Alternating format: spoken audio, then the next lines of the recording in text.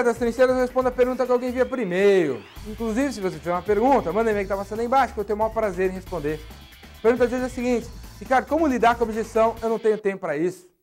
Meu amigo, quando a gente está tentando vender um negócio para um cliente, ele fala que não tem tempo para aquilo que a gente está vendendo, a grande verdade por trás dessa história é que aquilo que a gente está tentando vender para o cliente ainda não é prioritário para ele.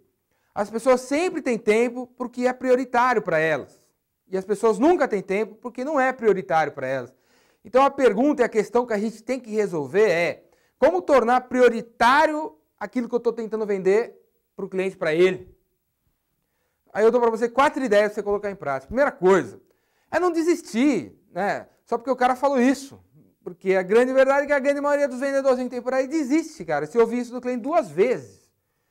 Então, primeira coisa é criar uma campanha de comunicação para esse cara, né, que envolve materiais, frases. As frases que os vendedores, que a gente vai soltar por e-mail, tem que ser bem trabalhadas, é qualquer coisa.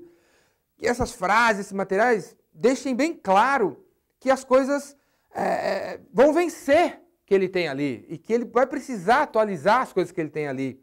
Então, se você colocar um número no seu produto, uma versão no seu produto, você é capaz de criar senso de urgência na cabeça do cliente, como as Microsofts da vida fazem ao criar o Office 2012, 13, 14.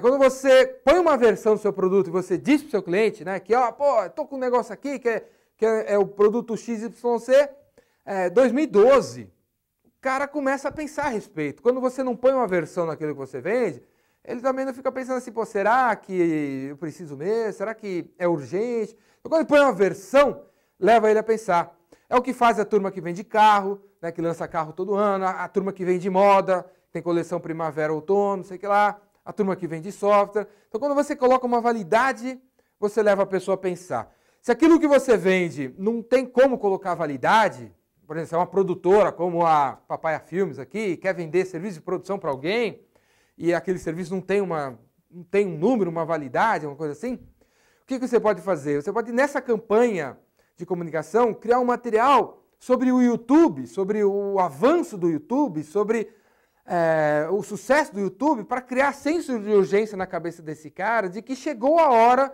de fazer um programa de vídeo, porque já tem milhões de pessoas lá, já tem um concorrente XYZ do cara lá, então já chegou, já passou mais do que a hora do cara entrar nessa, né? A segunda ideia é justamente essa coisa das versões, dos prazos de validade, né? E às vezes a gente se pega fazendo isso um pouco errado. Às vezes você liga para um cliente, você, por exemplo, vende serviços de montagem de stand, aí você liga para o cara na hora que o cara vai na feira. A feira já está para acontecer, você liga para o cara, ver se ele não quer participar da feira com a sua produção e tal. Você deveria ter começado a fazer isso 6 meses antes, né? E nesses 6 meses antes, você poderia ter criado materiais na sua campanha de comunicação para esse cara, que lembra ele que falta 6 meses, falta 5, falta 4, falta 3, falta 2.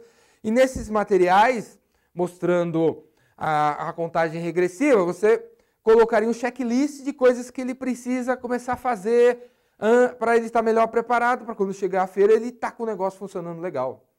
Terceira ideia que eu dou para você é você chamar alguém que tenha mais credibilidade que você para falar para esse cara que chegou a hora dele comprar aquilo que você está vendendo para ele. Às vezes realmente você não tem muita credibilidade para falar alguma coisa para ele, para o cliente fazer. Agora, um guru, um escritor, um colunista de alguma mídia que tem por aí, caso ele falasse aquilo que você está falando para o seu cliente-alvo, gera senso de urgência para ele querer te procurar. Então, encontre alguém que está falando o que você está falando e envie o material para o seu cliente escrito por essa pessoa e não mais apenas por você.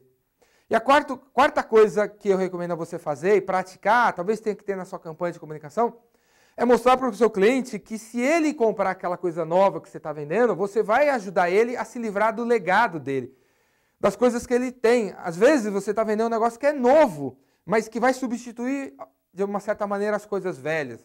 Então, nessa sua campanha, nesse seu discurso, você poderia falar coisas do tipo, caso você, por exemplo, venda computadores, você poderia falar assim para ele, olha, se você comprar meu computador, você pode dar de entrada o seu parque instalado aí desses computadores velhos aí. Eu compro eles por R$200, R$100, né, cada um deles e tal.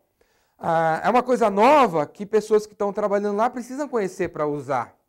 Então você poderia incluir no seu discurso que você treina as pessoas, você capacita os funcionários do cara para ele se sentir confortável de que ao comprar aquilo, as pessoas vão estar preparadas para usar. Às vezes o cara não está comprando porque ele tem medo, receio de que as pessoas que estão ali não vão se dar bem, não vão utilizar de acordo com aquelas coisas novas que você está tentando vender. Então não é hora para isso. Mas se você colocar no seu discurso que você capacita o legado, você troca o legado, você retira o legado, você ajuda o cliente a se livrar do legado que ele tem, pode ajudar a gerar senso de urgência na cabeça dele para ele falar que é hora de fazer negócio e comprar aquilo que você está vendendo. Beleza? Essas são as quatro ideias que eu dei para você. É isso aí.